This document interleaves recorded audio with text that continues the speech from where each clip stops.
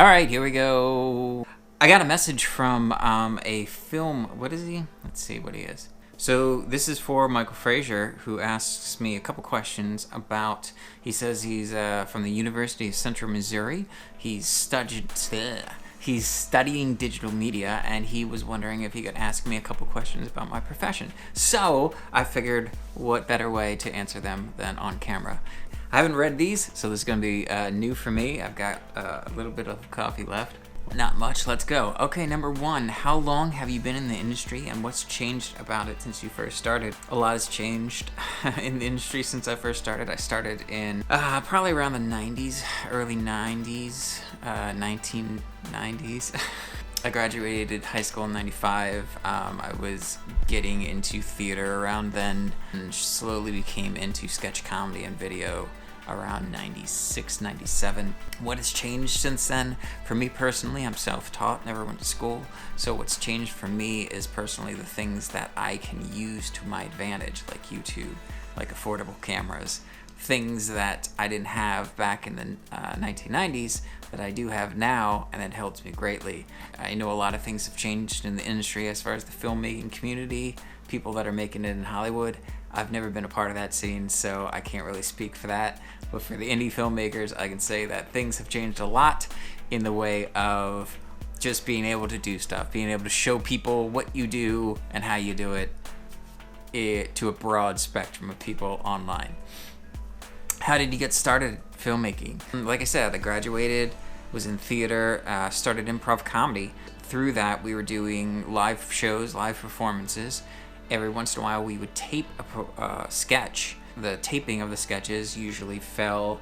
I either took it or it was given to me. I don't really quite remember, but I do know I was passionate about doing it, and I usually was the one shooting a lot of the things that we did, or wanting to shoot them, wanting to have some creative input into doing it. I got put in front of the camera a lot, but when I was in front of the camera, I was really happy to be behind the camera and seeing how I could put things together. Was it difficult to find work at the beginning of your career? I think it's always difficult to find work. There's never a set, you're going to get paid, you're going to find work, things are going to be great. I think filmmakers go through a high, like lulls and valleys, and sometimes things are coming in too much for you to handle. Sometimes you go through a drought that nothing is coming in at all, and you wonder how long will this last? Hopefully not that long.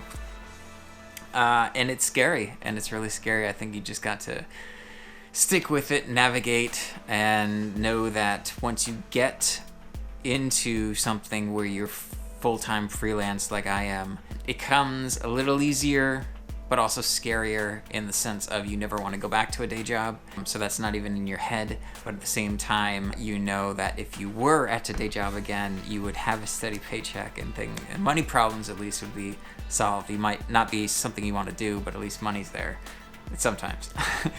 Are you constantly working on different projects now? Yes, I think everyone should be working on different projects. I think you have to constantly be doing something to get your name out there, but you should be doing things that improve your skill, not just a rehashing of the same things over and over again. Continually doing things that don't improve the skills you already have, or rely on going backwards and using things you already know. You should be getting better all the time. You should also be trying to put out things that are projects that you come up with, or personal projects that show people what you want to do, not just the things that you're getting paid for that you don't really want to do.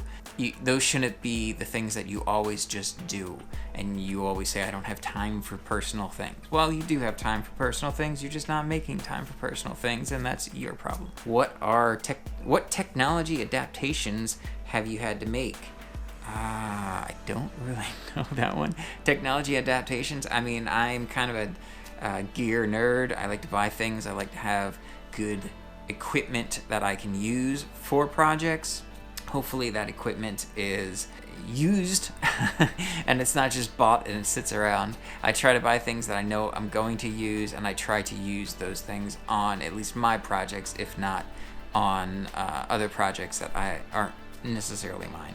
Technology stuff, though, things have come a long way. I look at the stuff that I was doing 10 years ago with the technology I had then, and yes, my filmmaking skill is one thing, but also just seeing the kind of quality and things where, the VHS days are smushy and not sharp, and there's not a lot of color, and it's really gritty and grady, whereas the stuff I'm shooting now is clean and pretty, and it's a difference. What are challenges that you have faced? I think the biggest challenge is just to keep going forward, keep doing what you want to do, and try to find a way to do that in a way that sustains a career. Doing stuff is fun up until the point where you realize that you need to be making money doing it.